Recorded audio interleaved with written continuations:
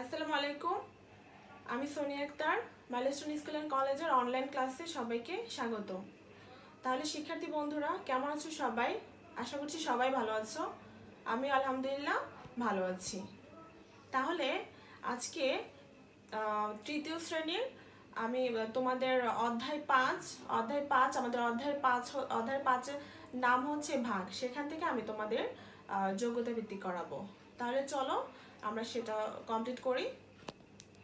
আচ্ছা, তাহলে শিক্ষার্থী বন্ধুরা আমি বলেছিলাম তোমাদেরকে আমাদের অধ্যায় 5-এর নাম হচ্ছে ভাগ। সেখান থেকে তোমাদেরকে বলেছিলাম আমি যোগ্যতা ভিত্তিক করাবো। আমরা যোগ্যতা ভিত্তিকে যাওয়ার আগে আরো কিছু জেনে নিই যেটা তোমাদের জানা প্রয়োজন। যদিও তোমরা এর আগের ক্লাসগুলোতে জেনেছো, আমার মনে হচ্ছে এখানে আরেকটু জেনে নিলে ভালো হবে। তাহলে চলো দেখা যাক। ওকে, খেয়াল করো সবাই, খুব ভালো করে দেখবে। ভাগফল নির্ণয়ের সূত্র দেখেছো আমি কি লিখেছি? তোমরা এই লেখাটার সাথে আগেই পরিচিত হয়েছো, তো আমার মনে হচ্ছে যোগ্যতা ভিত্তিকে যাওয়ার আগে আমাদের এই ভাগফল নির্ণয়ের সূত্রটা আবার বোঝানোর দরকার, সেজন্য আমি আবার বোঝাচ্ছি। ঠিক আছে, এখানে সূত্র, তোমরা কি সূত্র মানে জানো? সূত্র মানে কি? সূত্র মানে হচ্ছে নিয়ম বা পদ্ধতি। ঠিক আছে, এই যে দেখো এখানে যে বলেছে সূত্র, সূত্র মানে হচ্ছে পদ্ধতি বা উপায়। সূত্র মানে কি? পদ্ধতি বা উপায়, মানে আমরা এটা কিভাবে বের করতে পারবো। ঠিক আছে, তাহলে দেখো প্রথমে কি আছে? ভাজ্য, ভাগ, ভাজক। তারপর এখানে কি আছে? সমান সমান ভাগফল। প্রথমে কি আছে? ভাজ্য, তারপর আছে ভাজক। ঠিক আছে, এখন দেখো ভাজ্য বরাবর আমি কত লিখেছি? 434। আর ভাজক বরাবর কত লিখেছি? 7 লিখেছি। দেখেছো? আচ্ছা দেখো এখানে ভাগফলের ঘরে কিন্তু কিছু নেই, আমরা সেটা পরে বের করতে পারবো। তাহলে জেনে নাও ভাগ কাকে বলে। ঠিক আছে, ভাগ কাকে বলে? ভাগ হচ্ছে বিয়োগের সংক্ষিপ্ত রূপকেই ভাগ বলে। আমরা এটা সংজ্ঞাটা আরো অনেকভাবে আছে। তারপর আরেকটা যেরকম ধরো একটি ক্ষুদ্রতম সংখ্যা, ভাগের সংজ্ঞাটা হচ্ছে একটি ক্ষুদ্রতম সংখ্যা অপর একটি বৃহত্তম সংখ্যার মধ্যে কতবার আছে তা নির্ণয় করাই হচ্ছে ভাগ। একটি ক্ষুদ্রতম সংখ্যা অপর একটি বৃহত্তম সংখ্যার মধ্যে কতবার আছে তা বের করাই হচ্ছে কি? ভাগ। তাহলে ক্ষুদ্রতম মানে কি? ক্ষুদ্রতম মানে দেখো এখানে হচ্ছে ক্ষুদ্রতম মানে হচ্ছে ছোট। তাহলে যেখানে 7 আছে, দেখো 7 এখানে 7 আর এখানে হচ্ছে 434। তাহলে 434-এর থেকে তো 7 নিশ্চয়ই ছোট, তাই না? আর হচ্ছে 434 হচ্ছে বড়। যেরকম আমি তোমাদেরকে ভাগের সংজ্ঞাটা একটু আগে বলেছি, একটি ক্ষুদ্রতম সংখ্যা একটি বৃহত্তম সংখ্যার মধ্যে কতবার আছে তার নির্ণয় করাই হচ্ছে ভাগ। যেরকম 7 434-এর মধ্যে কতবার আছে আমরা সেটা বের করব। ক্ষুদ্রতম মানে হচ্ছে ছোট, বৃহত্তম মানে হচ্ছে বড়। ঠিক আছে, তাহলে 7 434-এর মধ্যে কতবার আছে আমরা এখন সেটা বের করব। ঠিক আছে, আর তোমরা একটা জিনিস মনে রাখবে, ভাজ্যটা সবসময় বড় হয় আর ভাজকটা ছোট হয়। ভাজক থেকে ভাজ্য সবসময় কি থাকে? বড় থাকে। আর হচ্ছে ভাজক থেকে ভাজ্য বড় থাকে, আর ভাজ্য থেকে ভাজকটা সবসময় ছোট থাকে। ঠিক আছে, তাহলে চলো যাই আমরা এটা ভাগ করে বের করি। দেখো এখানে রাফ করে আমরা বের করছি। দেখো তোমরা আমার সাথে থাকবে। এখানে কত আছে? 7। আর ভাজ্যর ঘরে কয়টি সংখ্যা আছে? 3টি সংখ্যা আছে, তাই না? দেখেছো 3টি সংখ্যা যে আছে। আচ্ছা, তাহলে প্রথমে যদি আমরা একটি সংখ্যা দিয়ে নিই, দেখো তো তাহলে কি সেটা যাবে? 7-এর সাথে কত গুণ করলে 4 হবে? তাহলে এটা হবে না, কারণ এখানে দেখো ভাজকের ঘরে 7 আছে, সেই 7 থেকে 4 হচ্ছে কি ছোট। তাহলে আমরা এখানে কি করব? সাথে 3ও নিয়ে নিব। তাহলে কত হলো? 43 হলো, তাই না? এখন যাবে। তাহলে দেখো 7-এর সাথে কত গুণ করলে 43 হয়? তোমরা একটু বের করার চেষ্টা করো 7-এর সাথে কত গুণ করলে 43 হয়। তোমরা নিশ্চয়ই সবাই 7-এর নামটা পারো, পারো না? নিশ্চয়ই পারো। আচ্ছা দেখো আমি বলে দিচ্ছি তোমাদেরটা, মানে আমি বলছি তোমাদের সাথে মিলে কিনা। আর সবসময় মনে রাখবে এখানে যে 43 আছে উপরে যে সংখ্যাটা থাকবে সেই সংখ্যা থেকে নিচে সব সময় হয়তো সমান সংখ্যাটা বসবে, নয়তো ছোট সংখ্যা বসবে, কখনোই বড় সংখ্যাটা বসবে না। কি হবে, উপরে যে সংখ্যা থাকবে সেই সংখ্যা থেকে নিচে হয়তো সমান সংখ্যা বসবে, নয়তো সেই সংখ্যা থেকে ছোট সংখ্যাটি বসবে, কখনোই নিচে বড় সংখ্যা বসবে না। তাহলে 7-এর সাথে কত গুণ করলে 43 হয়? 7-এর নামটা পড়ো তো, দেখো তো। 6-এর সাথে কত হয়? 6-এর সাথে 42 হয়, তাই না? তাহলে তো এখানে 42 নেই, এখানে 43 আছে। তাহলে আমরা পরের ঘর গুণে দেখি তো 7 সাথে কত হয়? 7 সাথে 49 হয়, কিন্তু আমাদের এখানে আছে হচ্ছে 43। তাহলে আমি কি এখানে 49 লিখবো না 43 লিখবো বলো তো? আমি কিন্তু একটু আগেই বলেছিলাম যে উপরে যে সংখ্যাটি থাকবে সেখান থেকে নিচে যে সংখ্যাটি বসবে সেখানে সব সময় ছোট সংখ্যা বসবে, নয়তো সমান সংখ্যা বসবে, বড় সংখ্যা কখনোই বসবে না। ঠিক আছে? তাহলে তো 7 সাথে 49 হলে বড় হয়ে যায়, আমরা সেটা কখনোই বসাবো না। এখন কি বসাবো? 6-এর সাথে কত হয় দেখো তো, কত হয়? 42 বসিয়েছি, তাই না? এখন 43 থেকে 42 বাদ দিলে কত হয়? আমরা এই অংশটা কিভাবে বের করব? বিয়োগ করে বের করব। তাহলে 3 থেকে 2 চলে গেলে কত হয়? কত হয় বলো তো? দেখো তো হচ্ছে কিনা? 1 হয়েছে, তাই না? আর 4 থেকে 4 চলে গেলে কি হয়? 0 হয়। এখানে সংখ্যার আগে 0 বসানোর প্রয়োজন নেই। আর দেখো 7 থেকে এখানে একটা খুবই ছোট, তার মানে এই পাশে যে 4 আছে সেই 4টা আমরা বসিয়ে নেই। দেখো বসিয়ে নিলাম। হ্যাঁ, এখন দেখো 7-এর সাথে কত গুণ করলে 14 হয়? তোমরা সবাই পারবে আমার মনে হচ্ছে। তাহলে 7-এর সাথে কত গুণ করলে 14 হয়? দেখো তো কত হয়? 7 দুগুণে কত হয়? 14 হয়, তাই না? 14 থেকে 14 চলে গেলে কি হবে? 0ই হবে। তাহলে আমরা এখন ভাগফলের ঘরে কত পেলাম দেখো তো? ভাগফলের ঘরে আমরা কত পেলাম দেখো তো? কত পেয়েছি? 62 পেয়েছি। ভাগফলের ঘরে কত পেয়েছি? 62 পেয়েছি, তাই না? হ্যাঁ, সবাই কি বুঝতে পেরেছো? আমার মনে হয় তোমরা সবাই বুঝতে পেরেছো। তাহলে বুঝতে পেরেছো ভাজ্য কোনটা, ভাজক কোনটা? এখন আসো আমরা শিখি ভাজ্য কাকে বলে, ভাজক কাকে বলে। তোমরা আগে এগুলো জানো। ভাজ্য হচ্ছে যে সংখ্যাকে ভাগ করা হয় সেটা হচ্ছে কি? ভাজ্য। যে সংখ্যাকে ভাগ করা হয় সেটা হচ্ছে ভাজ্য। আর ভাজক কাকে বলে?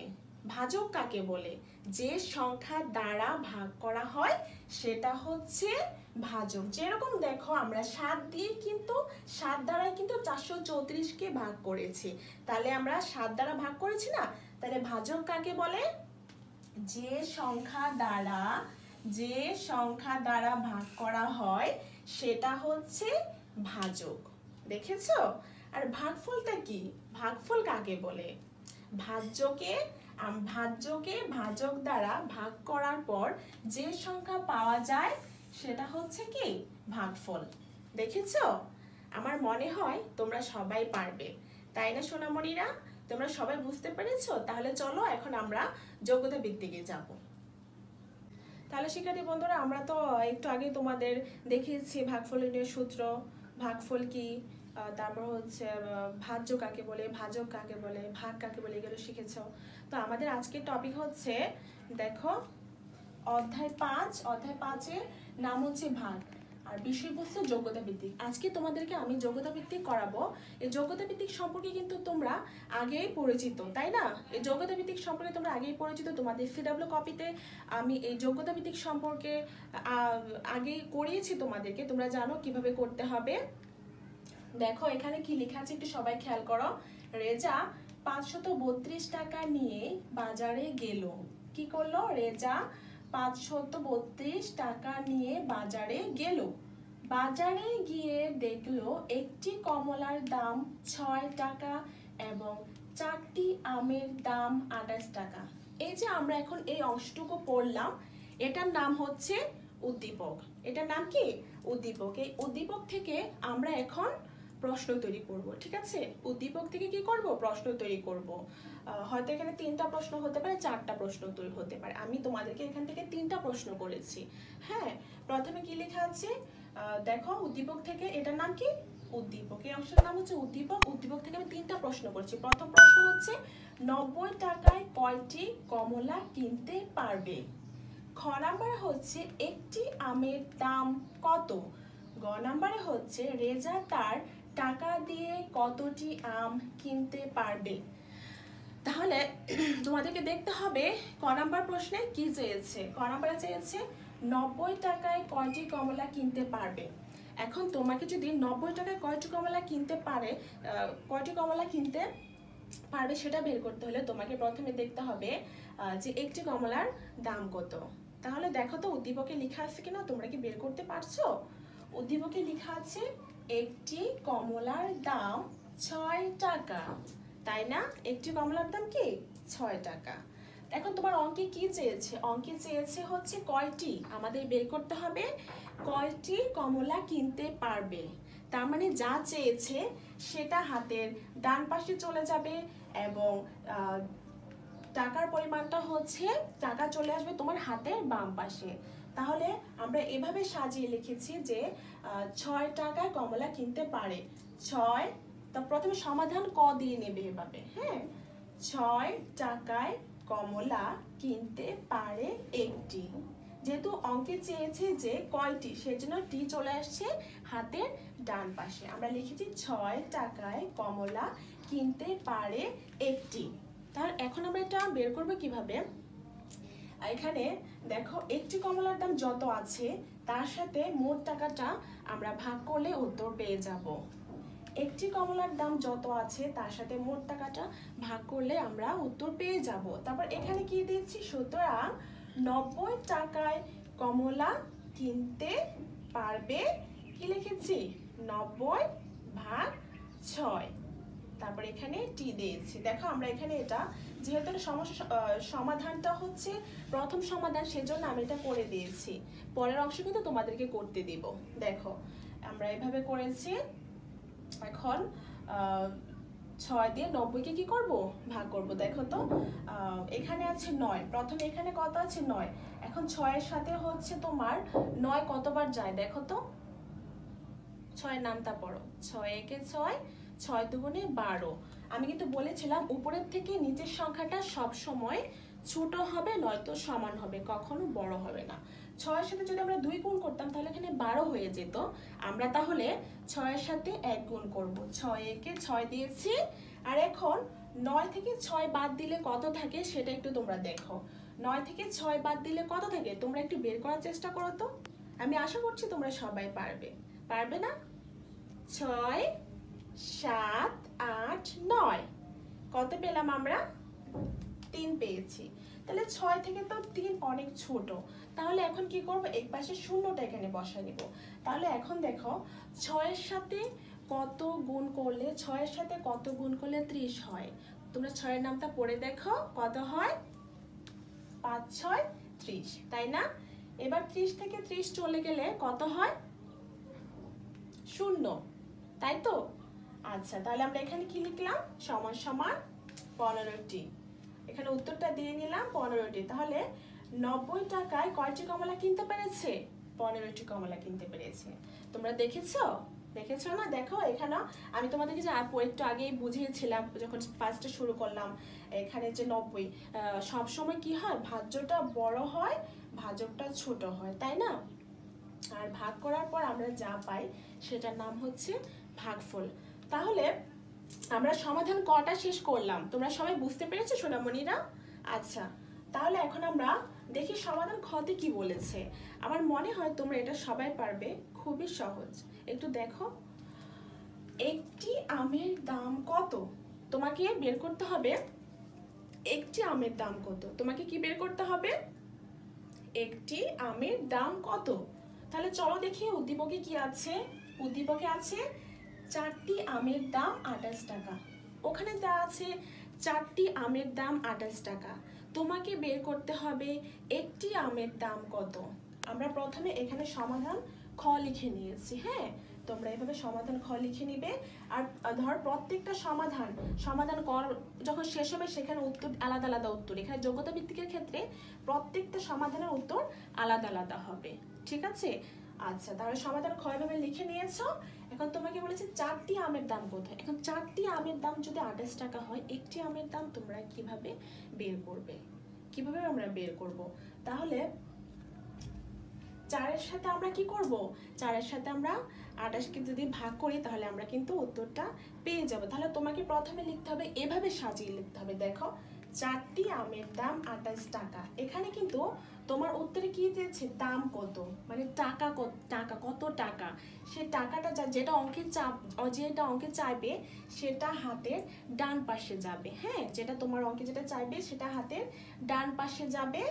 আর এখানে যে টি সেটা হচ্ছে হাতের বাম পাশে থাকবে। তাহলে দেখো এখানে কি বলেছে, লিখছি প্রথমে 4টি আমের দাম 28 টাকা। তারপর তোমাকে অঙ্কে বের করতে হবে একটি আমের দাম কত। তাহলে আমরা এখানে সুতরাং দিয়েছি একটি আমের দাম 28 ভাগ 4, 28 ভাগ 4 টাকা। এখন সেটা তোমাদেরকে বের করতে হবে। আমরা এখানে আর শোনো, আরেকটা ইম্পর্টেন্ট কথা বলছি। আমরা যখন রাফটা করব, ধরো এটা করছি, এটা হচ্ছে তোমরা অপর পেজে না গিয়ে তোমরা অঙ্কটা যেখানে করছো সেখানে করলেই ভালো। বারবার করে পৃষ্ঠা উল্টাতে হয় না, তোমাদের সুবিধার্থে এখানে করলেই ভালো হয়।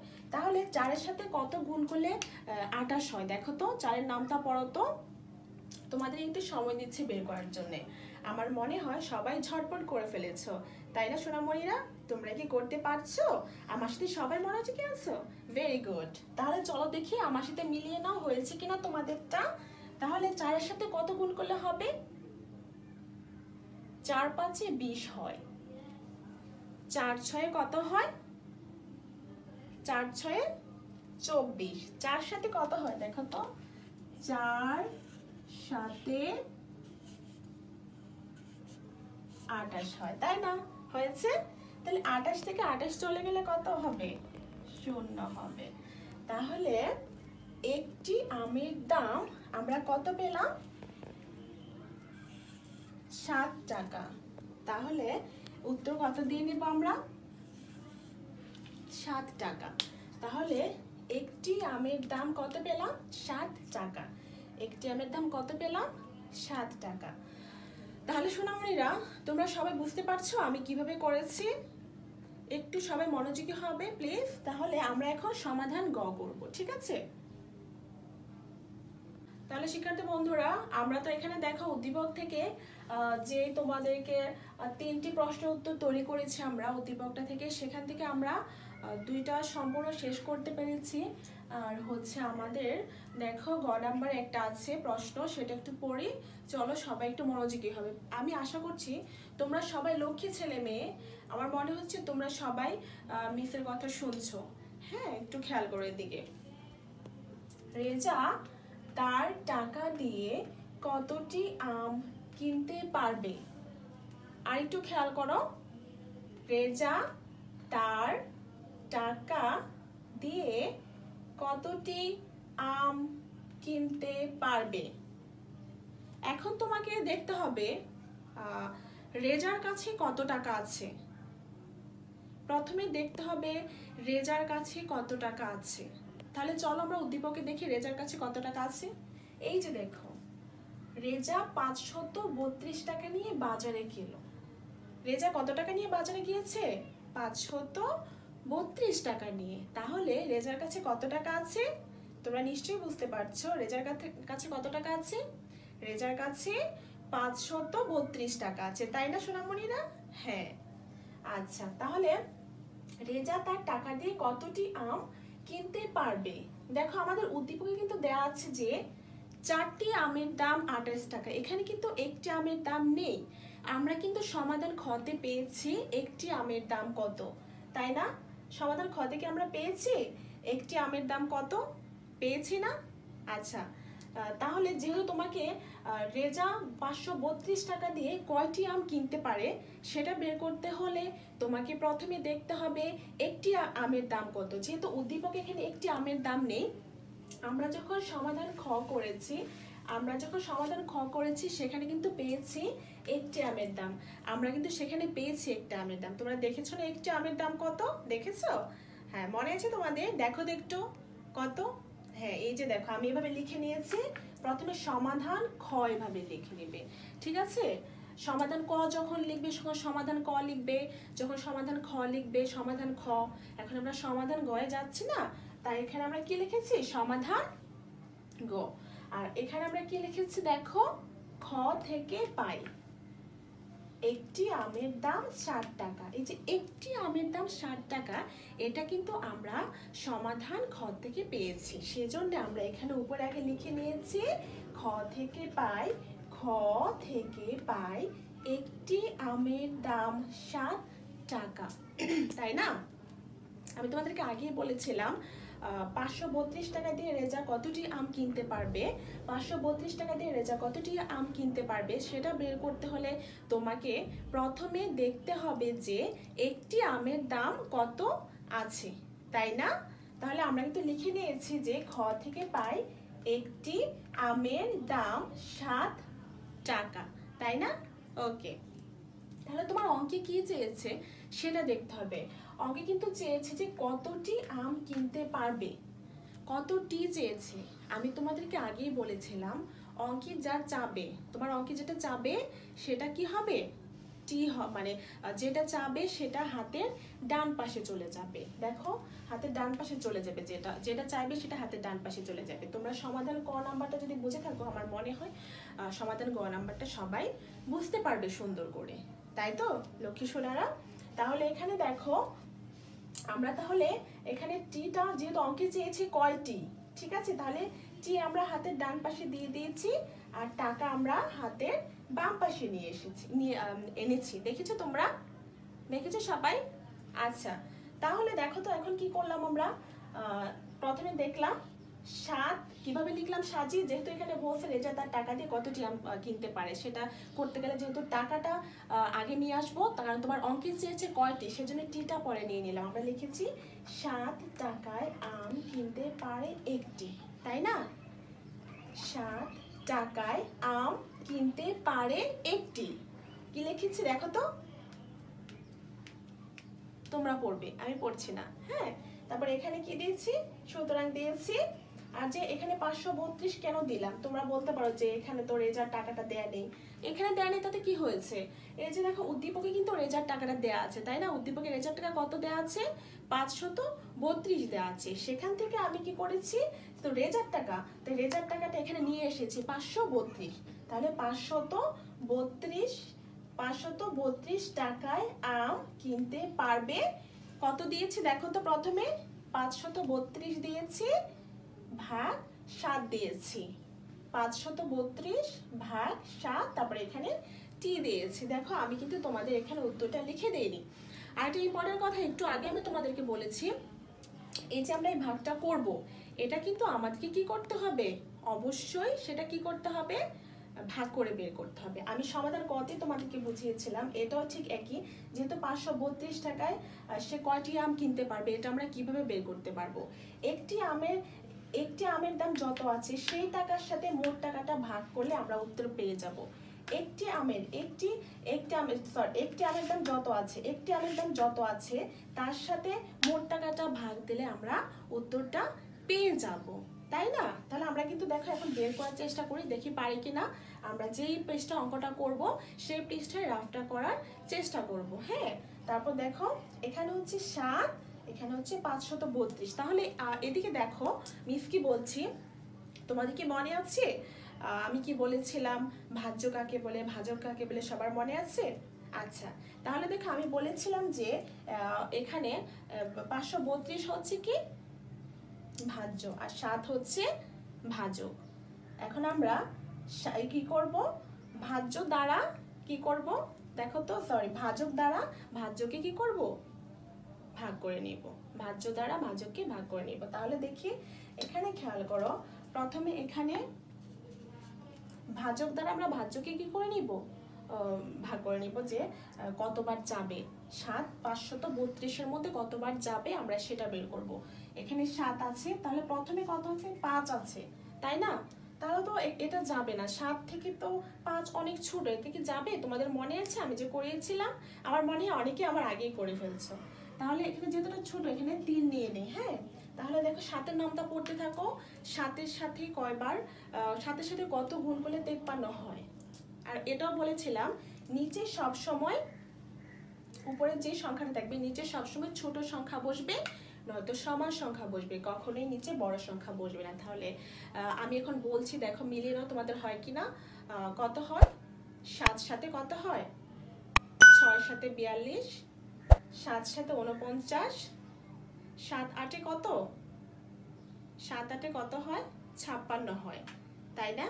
তাহলে 56 তো 53 থেকে অনেক বড় হয়ে যায়। আমি কিন্তু বলেছিলাম নিচে ছোট সংখ্যাটা হবে। তাহলে কয়বার যাবে, কয়বার যাবে বলো তো? 7 সাথে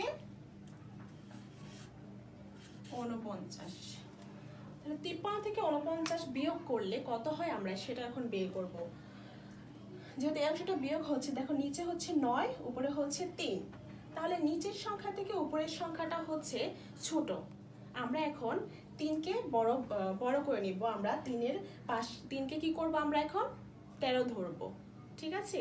বিয়োগের ক্ষেত্রে যখন নিচের সংখ্যা থেকে উপরের সংখ্যাটা ছোট হয়, সেই ক্ষেত্রে আমরা যে সংখ্যাটি ছোট সেই ছোট সংখ্যার ডান পাশে আমরা একটি 1 বসিয়ে নিই। যেরকম 3 আছে, 1 বসালে 3 কত হয়ে যাবে, সরি বাম পাশে হবে। এখানে কত হবে, 3-এর বাম পাশে আমরা কত বসায় নিব, কত বসায় নিব, 1 বসায় নিব। 1 বসায় নিলে এখানে 13 হয়ে যাবে। তাহলে 13 থেকে 9 বাদ দাও, কত হয় গুণে নাও। এখানে 9 10 11 12 13, তাহলে কত হলো পেয়েছো তোমরা? 4 হলো। বিয়োগের ক্ষেত্রে হাতের যে একটা থাকবে সেই একটা সবসময় নিচের সংখ্যার সাথে এসে যোগ হবে। তাহলে 4-এর সাথে 1 যোগ হলে 5 হয়, 5 থেকে 5 চলে গেলে কত হয়, 0 হয়। তাহলে এখানে সংখ্যার আগে 0 বসানোর প্রয়োজন নেই। যেহেতু এখানে 7 আছে আর এখানে 4 আছে, 7 থেকে 4 অনেক ছোট, এখানে এটা যাবে না। তাহলে আমরা 2 বসাই দিব, এই পাশে 2টা, এই পাশে 2টা বসাই নিলাম। তারপর দেখো 7-এর সাথে কত গুণ করলে 42 হয়। আমার মনে হয় তোমরা সবাই পারবে। কত হবে দেখো তো, কত হবে? তোমরা কি পারবে? দেখো আমার সাথে হচ্ছে কিনা।